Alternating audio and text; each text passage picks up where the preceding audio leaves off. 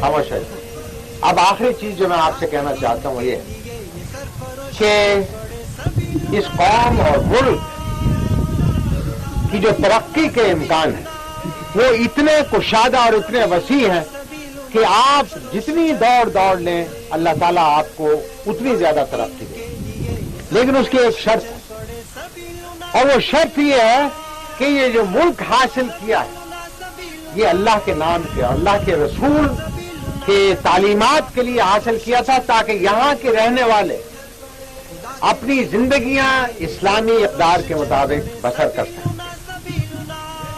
ہم نے گزشتہ 40 سال کے اندر اس چیز کی طرف کوئی خاص توجہ نہیں دی. گزشتہ 10 سالوں سے یہ مولانا اکرم جیسے علماء کرام اور یہاں کے اکابرین جنرل مجید ملک صاحب، راجہ افسر میں جو صفدر صاحب کی عنایات ہیں کہ ہم گزشتہ 10 سال سے کچھ تھوڑی سی اسلامی اقدار کی طرف توجہ دلانے کے اندر کامیاب ہو سکے. اسلام کا نام یہ نہیں ہے کہ آپ یہاں دیکھیں کہ کتنا زور کا نعرہ مار سکتے، لیکن اسلام کی اقدار یہ ہونی چاہیے کہ جو اللہ تعالیٰ کو ماننے والا ہے اور جو اللہ تعالیٰ کا نام لینے والا ہے، جو رسول کا شدائی ہے، جس کے دل کے اندر حب رسول ہے، جس وقت وہ نعرہ لگائے تو زمین پھٹ جائے. لہذا اس مقام تک پہنچنے کے لیے ضروری ہے کہ آپ اللہ تعالیٰ کے احکامات کو پوری طرح پابندی کریں.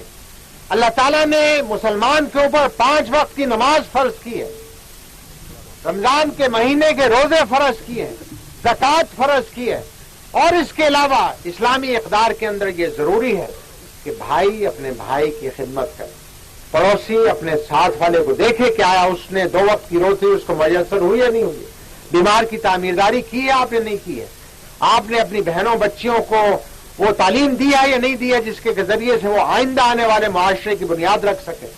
کیا آپ نے اپنی 24 گھنٹے کی زندگی کے اندر اللہ تعالیٰ کے لیے کیا کام کیا؟ اگر آپ اپنے دل سے یہ پوچھیں گے اور اگر جواب مثبت میں نکلے گا تو آپ مسلمان ہیں، اگر جواب نفی میں ملے گا تو اس میں لازمی بات ہے کہ ہمیں اور اس کے لیے کچھ اقدام کرنے ہوں گے. دعا کیجئے کہ اللہ تعالیٰ ہمیں صحیح معنوں میں مسلمان بنانے کی توفیق عطا فرمائے. اللہ تعالیٰ ہمیں صحیح معنوں میں ایک منٹ اللہ تعالیٰ ہمیں صحیح معنوں میں رسول مقبول صلی اللہ علیہ وسلم کی سنت پر چلنے کی توفیق عطا فرمائے. آج صورتحال یہ ہے یہاں اس علاقے کے اندر تو امن و امان ہے، اللہ تعالیٰ اس علاقے کو ہمیشہ امن و امان سے نوازے، لیکن پاکستان کے بعض حصے ایسے ہیں جہاں بھائی کا خون کر رہا ہے. اسلام کے اندر اگر ایک مسلمان کا ناحق خون بہاتا ہے تو وہ ایسا ہے جیسے پوری قوم کو خون کر دیا. آج پاکستان کے اندر بھائی کے خلاف ہمارے بعض خطے ایسے ہیں، بعض ایسے شہر ہیں جہاں پر کہ صورتحال بڑی تشویشناک ہے. دعا کیجئے کہ اللہ تعالیٰ وہاں امن و امان قائم کرے، ہمیں اس قابل بنائے کہ ہم صحیح معنوں میں یہاں پاکستانیوں کی، مسلمانوں کی عزت و آبرو اور ان کی املاک کا صحیح طور پر حکومت تحفظ کر سکے، تاکہ ہر شہری ایک آزاد شہری ہونے کے ذریعے سے، ایک آزاد مسلمان ہونے کی حیثیت سے، ایک اچھا پاکستانی ہونے کی حیثیت سے اپنی زندگی گزار سکے.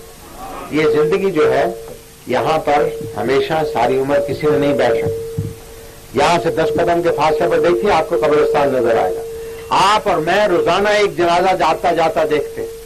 ہم نے بھی ایک دن اس مٹی کے نیچے 6 فٹ جانا ہے اور وہاں پر جا کر پرسش ہوگی کہ بتاؤ میں نے تمہیں زندگی عطا کی تھی، اس زندگی کے اندر تم نے کیا کام کیا ہے؟ کیا آیا اس موقع کے لیے میں اور آپ تیار ہیں؟ اگر تیار ہیں تو پھر ہمیں اپنے آپ کو خوش قسمت سمجھنا چاہیے. اگر تیار نہیں ہے کیونکہ موت کا وقت معین نہیں ہے، اگر اللہ تعالیٰ زندگی عطا فرمائے تو اس کا صحیح فائدہ اٹھا کر قوم اور ملک کی خدمت کرنی چاہیے، اسلام کی خدمت کرنی چاہیے، اپنے بچوں کی، اپنے عزیز و اقارب کی خدمت کرنی چاہیے، تاکہ ہم آئندہ کے لیے ایک ایسا معاشرہ چھوڑ کے جائیں جو کہ صحیح معنوں میں اسلامی اقدار پر مبتنی.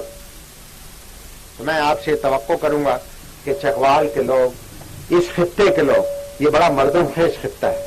جیسا کہ مولانا نے آج اپنی تقریر میں بھی فرمایا، اس خطے کے لوگوں نے اس قوم اور ملک کے لیے خون بہایا ہے، اس کی سرحدوں کی حفاظت کے لیے جان کی قربانیاں دی ہیں. آج بھی افواج پاکستان کے اندر سب سے بڑا حصہ آپ کے اس خطے کے ساتھ تعلق رکھتا ہے. یہ ایک نہ صرف قوم اور ملک کی خدمت ہے بلکہ ایک عبادت ہے. مجھے امید ہے کہ آج کے جوان بچے جو ہیں وہ پڑھ لکھ کر تعلیم حاصل کرنے کے بعد افواج پاکستان کے اندر آئیں. میں ریکروٹنگ میلہ نہیں چلا رہا ہوں، صرف میری اپنی توقعات کا اظہار کر رہا ہوں، کیونکہ جس خطے کے لوگوں کے اندر اللہ تعالیٰ کی محبت ہوگی، رسول کی محبت ہوگی، اس کو ان کے اندر قوم اور ملک کی بھی محبت لازمی طور پر ہوگی. اور جب اس جذبے کے ساتھ آپ آئیں گے تو پھر کوئی دشمن آپ کے سامنے کھڑا نہیں ہو سکتا. آج پاکستان کو بہت سے دشمنوں کا مقابلہ ہے، اندرون ملک بھی اور بیرون ملک بھی. یہ ہم اسی حالت میں اس سے نجات حاصل کر سکتے ہیں جب ہم میں اتحاد ہو، اتفاق ہو، اللہ کی رسی کو مضبوطی کے ساتھ پکڑ کر اس کی راہ کے لیے چلنے کے لیے ہم ہمہ تما رہیں، تاکہ اللہ تعالی ہمیں اس دنیا کے اندر بھی اور آخرت کے اندر بھی سرخرو فرمائے. ان الفاظ کے ساتھ میں آپ حضرات کا مشکور ہوں کہ آپ